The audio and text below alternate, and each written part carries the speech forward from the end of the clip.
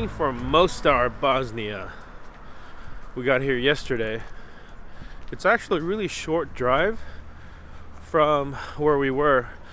Yesterday afternoon, we took a ferry from Split to Hvar so we can get the van out of the village, close up the house in the village, because yesterday, officially, I got my residency renewal approved. Yesterday morning that happened, so now we can start planning to get out of Croatia and start making our way over to Spain and Portugal and Morocco ultimately. But it still takes 3 weeks for my new card to arrive and for me to go pick it up, so we will end up being in this area for another 3 weeks or so. Yesterday we had to leave Croatia and travel to a non-EU country because our car needs to leave the EU every 6 months. And the last time we left the EU was when we went from Bulgaria to Serbia, and that was back in June. So now it's December. So we went from the village, took the short ferry across, and came to Mostar, Bosnia. We've never been here. This is our first time in Bosnia. It was a perfect opportunity. Yesterday we crossed the border. We were able to buy a 3-day insurance for the car, third-party insurance, because our insurance, so every time we go to a non-EU country, we gotta buy insurance. So it was like about 45 euros or $50-ish to buy for 3 days worth of insurance. Here in Mostar, what they're famous for is the old bridge. Mostar is really close. When we got off the ferry from the island, it was only like a 60-mile drive or so. But because we had to cross the border, buy insurance, it took us probably an hour and a half to get here. But it was still daytime when we got here, so that was nice. We didn't have to navigate too much in the dark. We walked around, we have no cell service, we have no cash, so we had to go find all that. Last night we stayed in the parking lot of this church. It's kind of a long story. Maybe I'll get into it a little later. But right now we're walking to the old bridge.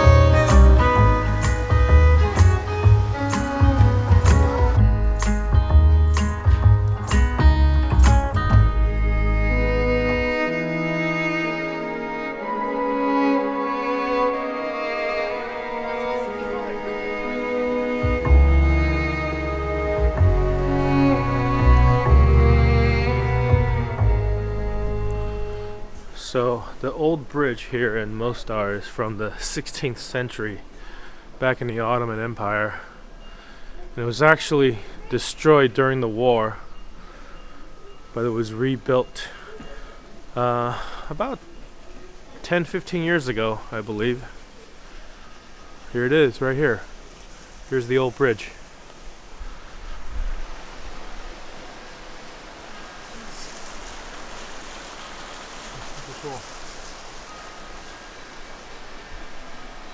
Stop!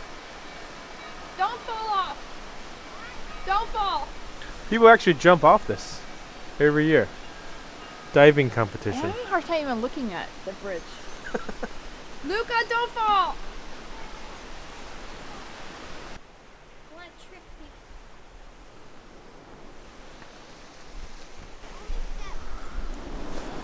The most popular, most famous tourist site in Mostar.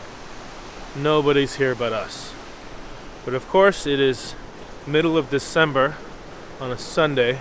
Probably not quite the same story 6 months ago, or even 2 months ago for that matter. I'm standing in the middle of the old bridge.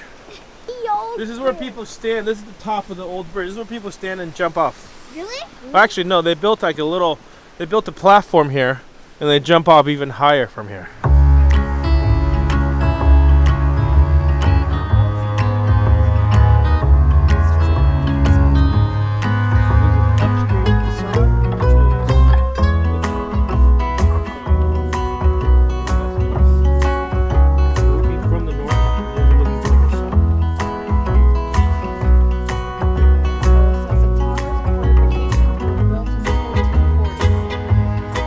Like these towers right here, This mosque, where the museum is.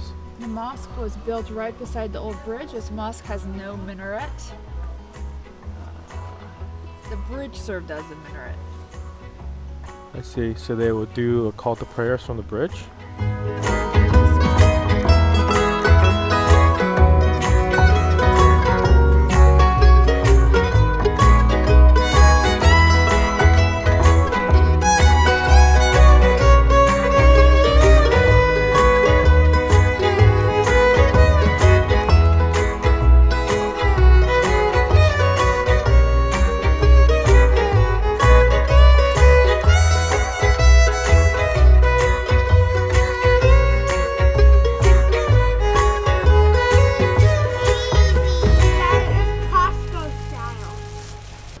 It's very interesting here because it's very clearly delineated on the east side of the bridge and the west side of the bridge. The west side of the bridge is clearly very Catholic dominated, and then the east side of the bridge is very clearly Islamic Muslim dominated, down to the kind of stores, the mosques versus the churches. And you can even see on that side of the bridge, on the top of the mountain there's a cross on the hill. And here you see a lot of influence from the Ottoman Empire still. Look at this.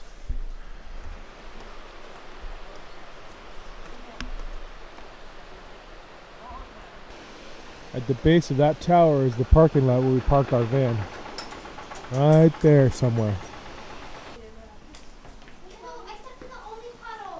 Between 92 and 93, and actually it went all the way through into 94, was the siege of Mostar. And Mostar was the most heavily damaged city in all of Bosnia during the war. So this is supposed to be there's supposed to be a photo exhibit of the war right now, but I'm not sure if it's open. It is Sunday, so maybe it's not open. But you can still see everywhere in the city that there are buildings with bullet holes, and they're actually completely shelled out buildings that only have like the structural support left. All the walls have been blown out. Still, 25 years later. It's very interesting how just 50 miles from the border, and maybe even less than that, you have towns like this. And actually the whole country of Bosnia is very different than Croatia, even though they speak the same language. Here in Mostar, you have a pretty good split between ethnic Croatians and ethnic Bosnians, and also a split between Muslims and Catholics coexisting in this city. This is a really cool town, huh? What do you guys think? That kitty over there is really nice. A lot of cats. All the kitties are But nice. right now, hardly any tourists. All the kitties are nice because they're used to getting food from all the tourists. But now there's no tourists, so they're actually really hungry. Why is that trash can in the water? Water level got high. Why? This is how cold I like my water.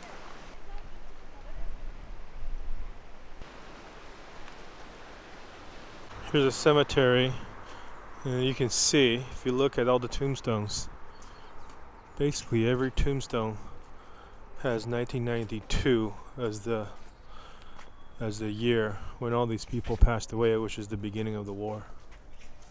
This person, did they make it to 30? This person was 26 in 92. That person was only 5 years old. That's a little kid. Little kids died too during the war. Before 1992, this wasn't a cemetery. When the war happened, they had to find a place to bury all these people. And that's where they buried them.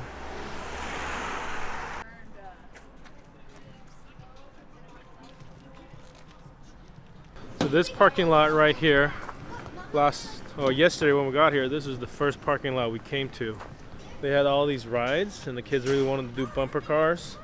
So we promised them we'd come back today and do bumper cars, which is why we're here. And then they also have these like Christmas shops, and they have cotton candy. We're also gonna do see if we can get some cotton candy before we leave.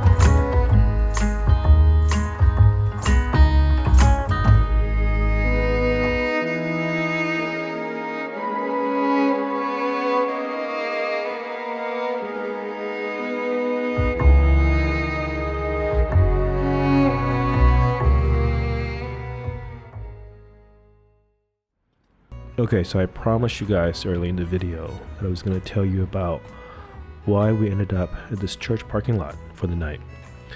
And that's because when we parked at the Carnival parking lot, when we first got to Mostar, we decided to take a walk. And while on our walk, we came across this dog that was loose. First, it was just down an alley. We thought it was somebody's dog that they were walking next to. There were a couple of kids. And before we knew it, this dog was following us, and it looked clearly lost. It was looking everywhere for its owner.